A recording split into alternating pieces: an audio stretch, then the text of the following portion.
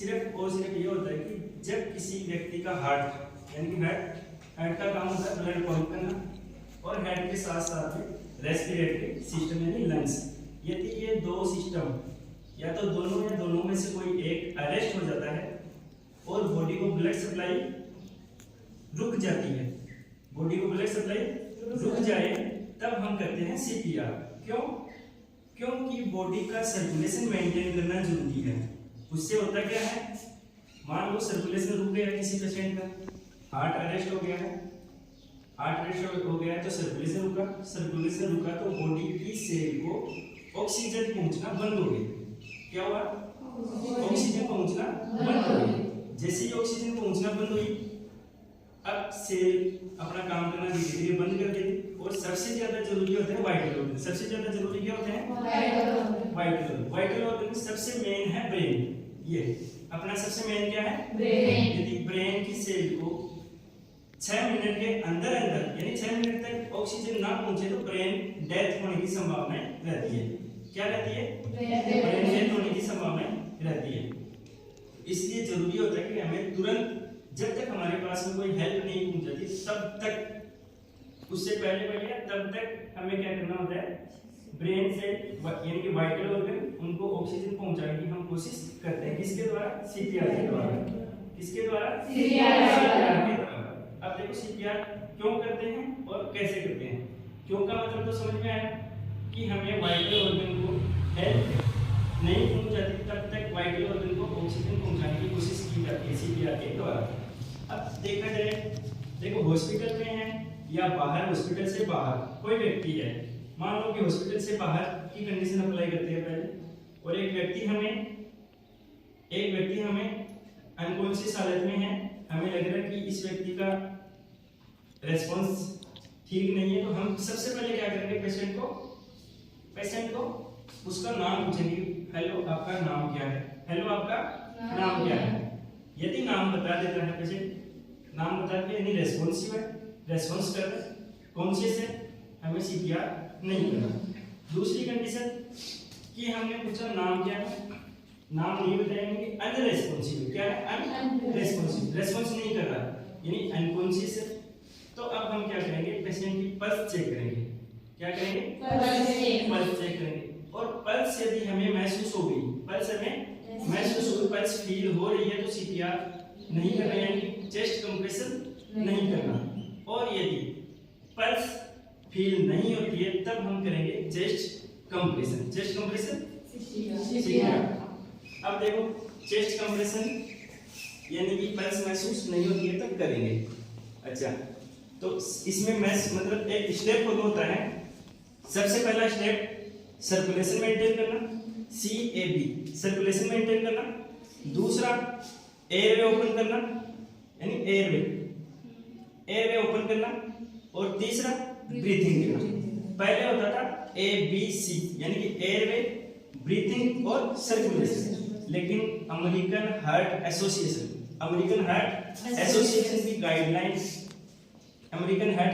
की गाइडलाइन हम पालन करते हैं और उस गाइडलाइन के अनुसार CAB यानी पहले सर्कुलेशन मेंटेन किया जाता है। क्यों? कारण देखते हैं। देखो सर्कुलेशन मेंटेन क्यों करते हैं, हम पेशेंट का एयरवे ओपन कर रहे हैं, ठीक है, एयरवे ओपन कर रहे हैं, इससे कोई फायदा पेशेंट को होने वाला है नहीं। क्योंकि यदि मान लो कि एयरवे ओपन किया और एयरवे ओपन करते समय ही यदि उसका सर्कुलेशन ही मेंटेन नहीं है, वाइटल ऑर्गन को ऑक्सीजन ही नहीं पहुंच रही है, तो क्या फायदा एयरवे ओपन करने का? कोई फायदा नहीं है ना। तो इसलिए पहले सर्कुलेशन मेंटेन किया जाता है, उसके बाद में एयरवे ओपन किया जाता है, फिर ब्रीथिंग की जाती है। देखो कैसे करते हैं। सबसे पहले क्या करते हैं, पेशेंट की पल्स चेक करते हैं। क्या करते हैं? Pulse check. देखो कैटेगरी के अनुसार कि पेशेंट को हमने 3 कैटेगरी में लिया है। पहला है अडल्ट, दूसरा चाइल्ड और तीसरा इन्फेंट होता है जन्म से लेके 1 साल तक, जन्म से लेके 1 साल तक, और 1 साल से लेके 8 साल तक उसको चाइल्ड की कैटेगरी में रखा है। किसकी कैटेगरी में? चाइल्ड की कैटेगरी। और 8 साल से ऊपर वालों को यहाँ पे अडल्ट। ये सीपीआर प्रोसेस के अनुसार है। अदरवाइज ये जो पर्सन की कैटेगरी है 1 साल तक, 1 से 2 साल तक, 2 से 3 साल तक और 3 से 6 साल तक, 6 से 12 साल तक, ये कैटेगरी अलग है। लेकिन सीपीआर कैटेगरी के अनुसार 3 कैटेगरी में लिया है। 1 साल तक नियोनेट, 1 से 8 साल तक चिल्ड्रन और 8 साल से ऊपर अडल्ट बना गया है। ठीक है, अब देखो अडल्ट कोई व्यक्ति है, अडल्ट व्यक्ति की पल्स चेक करते हैं तो कैरोटिड पल्स चेक करते हैं, जो कि अपनी नेक पे होती है। कहाँ होती है? नेक पे। कैरोटिड पल्स चेक किया। इसके बाद में मान लो कि 1 साल से लेकर 8 साल तक है तो उसकी brachial pulse, sorry femoral pulse check करेंगे। फीमोरल पल्स यदि क्लाइंट 1 से 8 साल तक है तो क्लियर, 1 से 8 साल तक है फीमोरल पल्स चेक करेंगे। यदि इन्फेंट है 1 साल तक, जन्म से लेके 1 साल तक इन्फेंट है तो उसकी ब्रेकियल पल्स चेक करेंगे। ठीक है, पल्स चेक करते हैं 10 सेकंड के अंदर 10 सेकंड से ज्यादा समय नहीं लगा, क्योंकि पेशेंट को हमें तुरंत सीपीआर देना है, हमें तुरंत पेशेंट को ऑक्सीजन पहुंचानी है। ठीक है, तो पल्स चेक किया 10 सेकंड के अंदर पल्स चेक करना है। उसके बाद में पेशेंट को पोजीशन देनी है। देखो पोजीशन का मतलब एक जगह पे फ्लैट पोजीशन, फ्लैट और फर्म जगह है, हार्ड नीचे की जो जगह है वो हार्ड होनी चाहिए, तो फर्म और हार्ड फ्लैट पोजीशन देंगे। इसके बाद में हमें देखेंगे कि हम अपना कंप्रेशन मेथड क्या है, तो अडल्ट में दोनों हाथों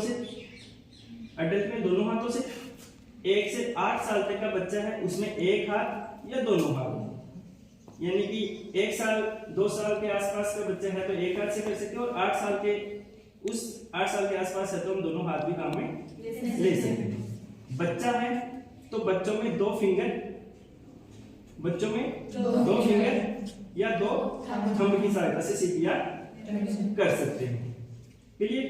इसके बाद में हम देखते हैं कि ये तो हमने कि हैंड कितने हैंड या कौन सा मेथड काम में ले सकते हैं, लेकिन अब अपना हैंड प्लेसमेंट है, हैंड को कहाँ रखें पेशेंट के, कहाँ रखें तो देखो अडल्ट की बात करें तो अडल्ट जो दोनों लंग्स हैं उन लंग्स के बीच में रख सकते हैं, अडल्ट के दोनों लंग्स के बीच में, या अपनी जो स्टर्नम बोन है, अपनी जो ये देखो स्टर्नम बोन का लोअर का मतलब नीचे का हाफ पार्ट, लोअर पार्ट पे रख सकते हैं।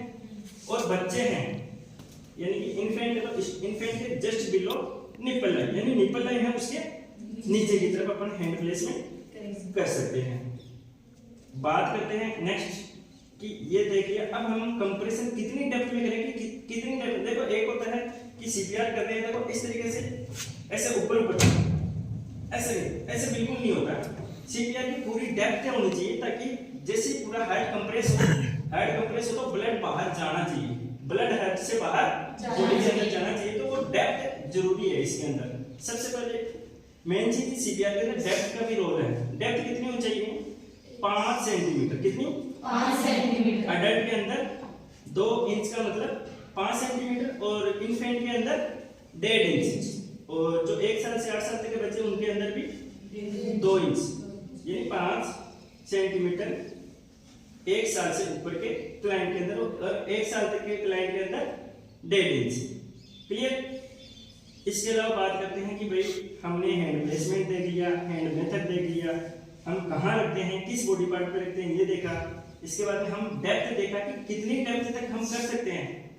तो 1 साल से ऊपर यानी कि 1 साल से 8 साल तक का क्लाइंट है और 8 साल से ऊपर का अडल्ट है तो भी हम 5 सेंटीमीटर नीचे तक डेप्थ करेंगे। इतना तो हम कंप्रेस करना ही करना है। बच्चों के अंदर हमें 1.5 इंच देख लिया। अब बात करते हैं कि कितनी रेट रखेंगे, कंप्रेशन की जो रेट है वो कितनी रखते हैं। तो रेट 1 मिनट में 100 से लेके 120 तक, कितनी 100 से 120 तक, यानी कि इतनी स्पीड हमें मेंटेन करके चलनी है। ये भी नहीं है कि हम सीपीआर की डेप्थ तो कर रहे हैं 5 इंच कर रहे हैं ना, 5 सेंटीमीटर, सॉरी 5 इंच नहीं 5 सेंटीमीटर, और इंच की बात करें तो ये तो कर रहे हैं, लेकिन अपनी वो रेट नहीं है, वो रेट नहीं है जो हम चाहते हैं, तब भी सीपीआर का कोई महत्व नहीं रहेगा। क्लियर। अब बात करते हैं कि इसके अंदर हमें वेंटिलेशन भी देते हैं पेशेंट को।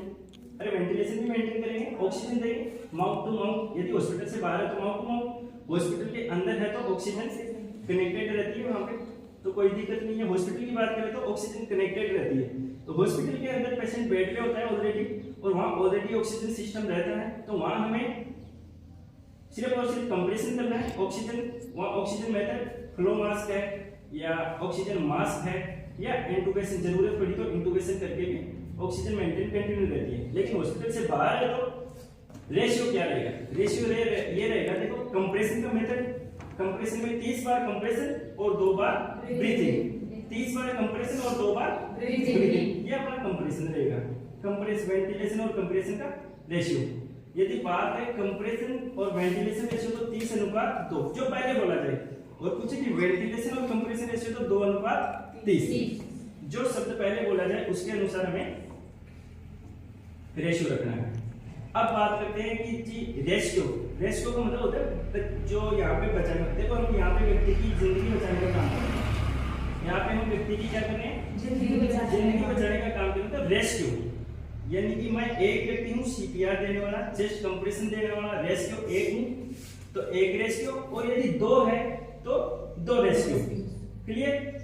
अडल्ट की बात करते हैं तो अडल्ट में यदि 1 रेशियो है और या फिर 2 रेशियो है, कितने भी हो अडल्ट के अंदर, तो जो वेंटिलेशन और कंप्रेशन का रेशियो यानी कि कंप्रेशन कर रहे हैं हम उसका, और जो हम माउथ टू माउथ हम ऑक्सीजन देने का प्रयास कर रहे हैं इसका रेशियो 30:2 रहेगा। कितना, 30:2 का। बात करते हैं इन्फेंट और चिल्ड्रन में, उनमें यदि 1 रेशियो है तो कंप्रेशन और वेंटिलेशन का रेशियो रहेगा 30:2 का, 30:2 का। और यदि रेशियो 2 है, रेशियो कितने हैं, 2, यदि रेशियो 2 है तो अब देखो कंप्रेशन और वेंटिलेशन का रेशियो यहाँ पे चेंज हो जाता है, यहाँ चेंज हो जाता है 15:2 का। कितना, 15:2 का रेशियो हो जाता है। क्लियर।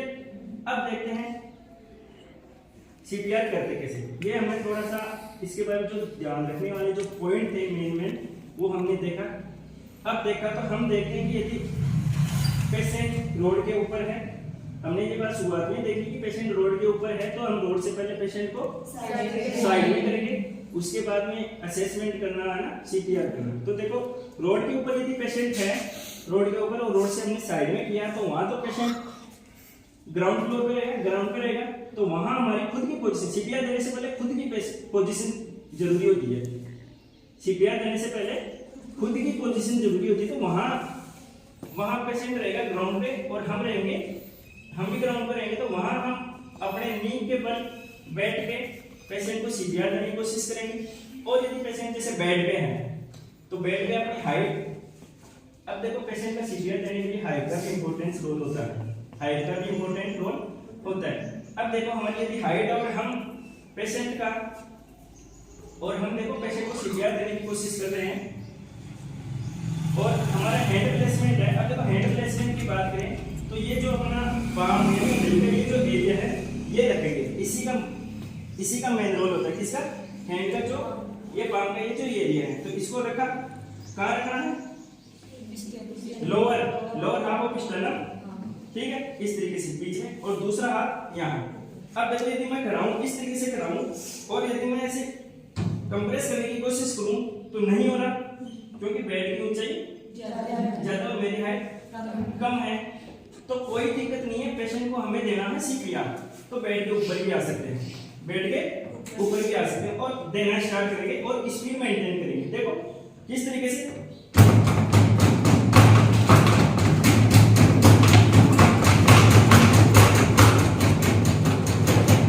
इस तरीके से। मेन चीज यहां से जो एल्बो है ये बेंड नहीं होना चाहिए, एल्बो बेंड नहीं होना चाहिए। देखना वापस एल्बो बेंड कैसे होता है, सीपीआर कर रहा हूं, इससे क्या है, जो अपना जो प्रेशर है, हम जितना प्रेशर देना चाह रहे हैं, जिस डेप्थ तक देना चाह रहे हैं वो नहीं होगा। तो एल्बो बेंड नहीं होना चाहिए, जो ताकत लगानी है विदाउट एल्बो बेंड के लगानी है, विदाउट एल्बो बेंड के लगानी है। वापस देखना एक बार, पोजीशन, दूसरा हाथ ऊपर, स्टार्ट,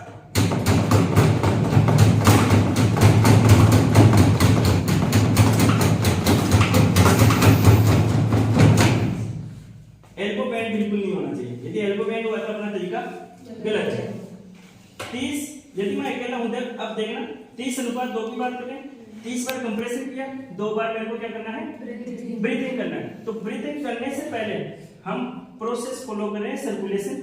पहले हमने सर्कुलेशन मेंटेन किया, क्लियर।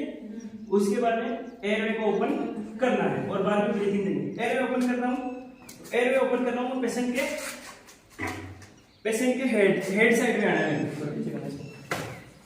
पेशेंट के हेड साइड में आना है। तो मेरे को करना क्या है, 2 तरीके हैं। क्या करना है, पहला तो हेड टिल्ट, देखो हेड टिल्ट और चिन लिफ्ट, हेड टिल्ट और चिन लिफ्ट। तो इससे क्या है, अपना ट्रेकिया है वो ट्रेकिया एकदम सीधा दिखाई देने की कोशिश करेगा, हेड टिल्ट चिन लिफ्ट। लेकिन पेशेंट अपने पास में हमने देखा कि पेशेंट रोड पे है, पेशेंट का एक्सीडेंट हुआ है, और एक्सीडेंट यदि हुआ है पेशेंट का, तो हमें ये मेथड कभी भी काम नहीं लेना, हेड टिल्ट चिन लिफ्ट वाला। हमें फिर दूसरा मेथड काम में लेना है, जॉ थ्रस्ट मैन्यूवर। क्या लेना है, जॉ थ्रस्ट मैन्यूवर। क्यों काम में लेना है, क्योंकि पेशेंट की हो सकता है सर्वाइकल इंजरी, ये जो अपना एरिया सर्वाइकल इंजरी और ज्यादा हो जाएगी। तो सर्वाइकल इंजरी और ज्यादा होने से बचाने के लिए हमें क्या करना है, जॉ थ्रस्ट मैन्यूवर। अब देखना जॉ थ्रस्ट मैन्यूवर, अंगूठे को टेम्पोरल एरिया पे और 2 अंगुलियों की सहायता से देखना एयरवे को ओपन करने की कोशिश कर रहे हैं हम, और ये एयरवे ओपन, एयरवे ओपन होते ही मैं ब्रीथ करूंगा। पेशेंट को क्या करना है, ब्रीथ किया। एक ब्रीथ देने का टाइम होता है 1 सेकंड। 1 सेकंड के अंदर 1 ब्रीथ देना है, कितना, 1 सेकंड के अंदर 1 ब्रीथ।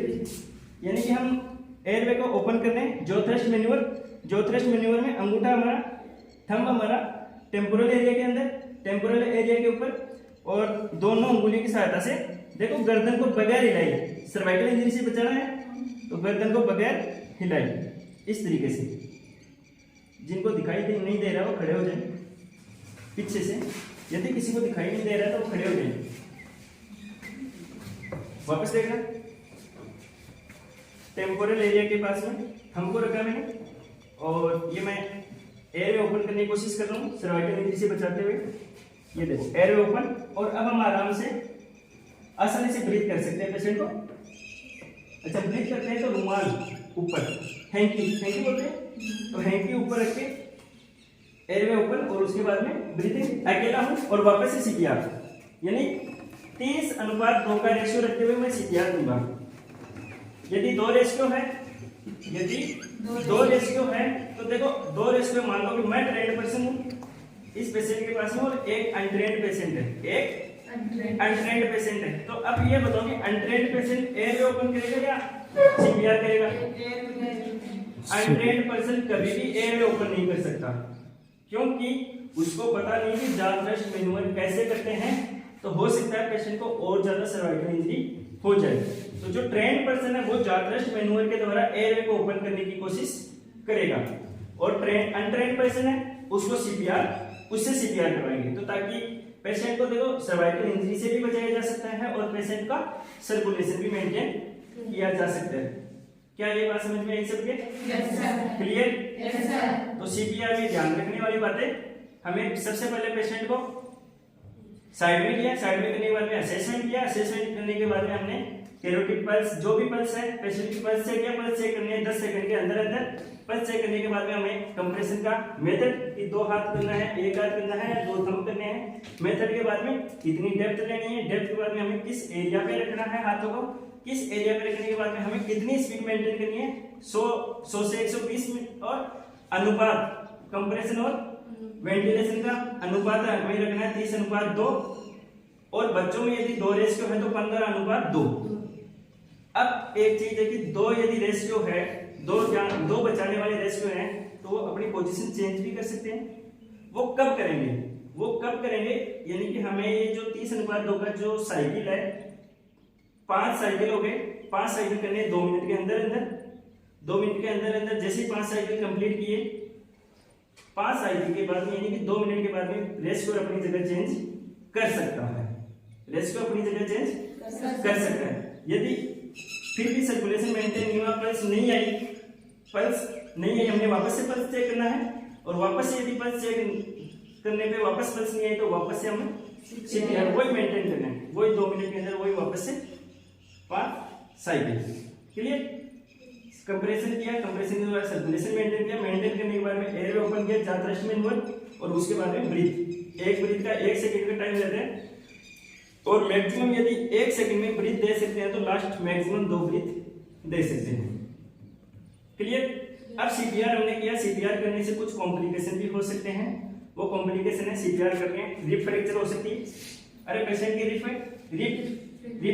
12 पेयर, रिप कितनी है 12 पेयर रिप है तो वो फ्रैक्चर हो सकती है। हार्ट, पेशेंट का हार्ट और लंग्स इनको इंजरी हो सकती है। अरे दोनों में इनमें इंजरी हो सकती है, रिप फ्रैक्चर हो सकती है। एक होता है पैराडॉक्सिकल रेस्पिरेशन, ये भी कंडीशन पेशेंट में प्रेजेंट हो सकती है। ठीक है, तो ये सीपीआर से होने वाले कॉम्प्लिकेशन है। सीपीआर क्यों करते हैं, कैसे करते हैं, किस कंडीशन में करते हैं। हार्ट और लंग्स अरेस्ट हो गए, ये अपना कार्य करना भूल गए, उनको रिवर्ट बैक करने का कार्य किया जाता है सीपीआर के द्वारा। Thank you.